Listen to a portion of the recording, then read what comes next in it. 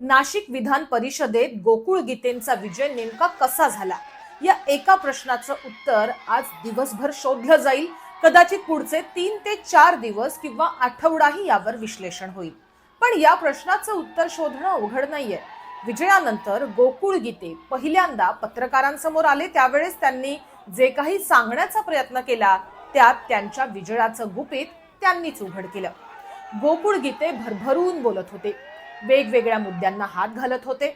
त्यात ते कदाचित महत्वाचं काही विसरूनही जात होते. त्याच वेळेस त्यांना त्यांच्या एका कार्यकर्त्यानं एका गोष्टीची आठवण करून दिली, एका विशिष्ट पक्षाची आठवण करून दिली आणि गोकुळ गीते विजयाच्या नशेतून एकदम जागे झाले. त्यांनी इस्लाम पार्टीचे आभार मानले. आता मला महाविकास आघाडी, मी पहिले सांगितलं का मला मालेगावचे असे पैसे आपले मालेगावचे माझे आमदार इस्लाम पार्टी त्यांचे मत आणि महाविकास आघाडीचे मत यांनी पहिल्यापासून त्यांची भूमिका माझ्या मागे स्पष्ट ठेवली. त्याच्यामुळे मला ताकद आली आणि नंतर माझ्या कार्यकर्त्यांनी मला घरात बसून केलेला प्रचार या विजयामागचं गणित आहे. गोकुळ गीते बरोबर बोलले. त्यांचा सगळा भर होता तो मालेगाव महानगरपालिकेतल्या नगरसेवकांवर. कारण हे तेच शहर आहे जिथं काही दिवसांपूर्वी झालेल्या निवडणुकीत इस्लाम पार्टीचे 35 नगरसेवक निवडून आले होते. महापौरही त्यांचाच आहे. या पक्षाचे सर्वच्या सर्व मतं गोकुळ गीतेंना मिळालेली आहेत. त्यांनी शिंदेंच्या दराडेंना ठेंगा दाखवलाय. इस्लाम पार्टीचे प्रमुख आसिफ शेख यांनी तशी उघड भूमिका घेतली होती.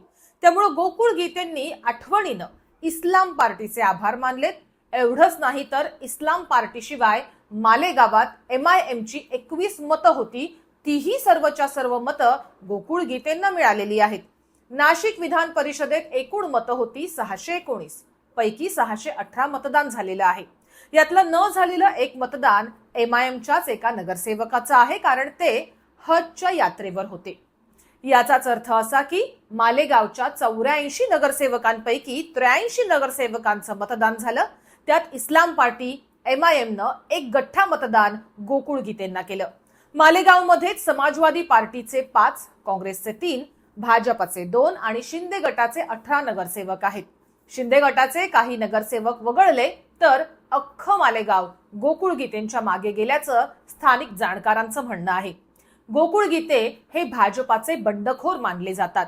निवडून आल्यानंतर ते कुठं जातात हे सांगणं कठीण आहे. पण MIMची मतं घेऊनही त्यांनी त्यांचं नाव घेऊन आभार मानणं टाळलंय. यातच ते मूळचे कोणत्या पक्षाचे आहेत, कुठे जाऊ पाहतायत हे लक्षात येतं. विशेष म्हणजे गोकुळ गीतेंचा विजय दृष्टीपथात दिसताच उदय सामंतांनी थेट त्यांच्यासाठी विमान पाठवलं. म्हणजे भाजपच्या बंडखोरालाही पक्षात घेण्यासाठी शिंदे मागे पुढे पाहत नाहीत. विमान तिथं मागवलेलं आहे. चालेल सर, चालेल सर. तुम्ही ऐका ना, हा एक वाजता इथे लँडिंग आहे. हो, तुम्ही एक 1-1.5 वाजेपर्यंत इथं पोहोचा ना. ठीक आहे, पोहोचतो सर. सर पोहोचतो नक्की ना? नक्की सर. निघालो मी. Thank you sir. नाशकात महायुतीची 50% मतं फुटली, यात कुठलाही वाद नाही. खुद्द शिंदेचे उमेदवार नरेंद्र दराडेच ते मान्य करतात. भाजपचे 200हून अधिक मतं होती, त्यातली दराडेंना किती मिळाली हा शोधाचाच विषय आहे. पण गिरीश महाजनांनी यात दराडेंचा गेम केल्याचा उघड आरोप खुद्द दराडेच करतात. स्पष्ट लढून घ्यायला पाहिजे. आमची तयारी होती लढण्याची, पण आमचा विश्वासघात झाला. 100% भाजपचा छुपा पाठिंबा होता उमेदवाराला असं वाटतं. 100% पाठिंबा होताच त्यांना. त्यामुळेच इतके मत, भाजपाचे 200 मतं होते. 200 मतं एक साईडला जर गेल्यानंतर खाली काय राहणार? काय विचार मंथन कराल आता बघू, वरिष्ठांना मी कळू. 6 वर्षात जो काही दुरावा होता मतदारांपासून त्याचा पुढे इफेक्ट झाला नाही, त्याचा काहीच फरक पडत नाही. असं या इलेक्शनला तो फरक पडत नाही. विधान परिषदेची निवडणूक हा नगरसेवकांसाठी एक कमाईचा सोर्स आहे. यात ना कुठली निष्ठा आहे, ना विचार, ना पक्ष. नाशिकची निवडणूक त्याचं उत्तम उदाहरण म्हणावं लागेल. एका मतासाठी 5 ते 7 लाख रुपये दिले गेल्याची चर्चा आहे. म्हणजे 7 लाख गुणिले 619. तुम्ही गणित करा बरं. यावेळेस नाशिकमध्ये ठाकरे गटाच्या म्हणजेच महाविकास आघाडीच्या उमेदवारानं अचानक माघार घेतली होती. त्यामुळे त्यांची जी 100-125 मतं होती तीही गोकुळ गीतेंनाच गेली. विजयासाठी 310 मतांचा कोटा होता. गोकुळ गीतेंना पहिल्याच झटक्यात 357 मतं मिळाली. याचाच अर्थ असा की दराडेंच्या पैशाला गोकुळ गीतेंचा पैसाही पुरून उरला. दराडे नीट बोलत नाहीत, शिवीगाळ करतात, अरेरावी करतात, कुणाच्या संपर्कात नसतात असे आरोप होते. ते खुद्द दराडेंनीच निकालानंतर खरे सिद्ध केले. त्यांची ही भाषा बघा.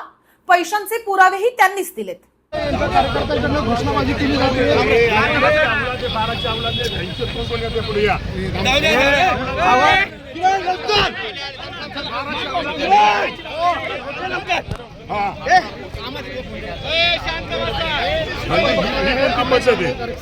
काय झालं? विश्वासघात त्याला आमच्या आला त्याने. कोणी विश्वासघात? काय झालं? सगळं डिटेल देईल. काय पैसे घेतले, काय गुन्हेगारी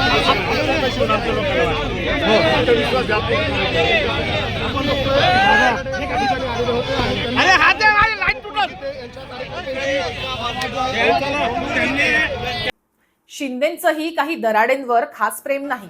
जसेही गीते निवडून आले तसं त्यांच्यासाठी विमान पाठवलं. पराभूत उमेदवाराची किंमत 0. जो निवडून येतो तो खास. या सगळ्या प्रकारात एकच प्रश्न विचारला गेला पाहिजे, विधान परिषदेची गरजच काय? जर पैसा फेकूनच निवडून यायचं असेल, लोकांच्या मताचा अनादर करायचा असेल, तर विधान परिषदेची गरज काय? हाच प्रश्न आम्ही तुमच्यासाठी सोडून जातोय. कमेंटमध्ये उत्तर द्यायला विसरू नका.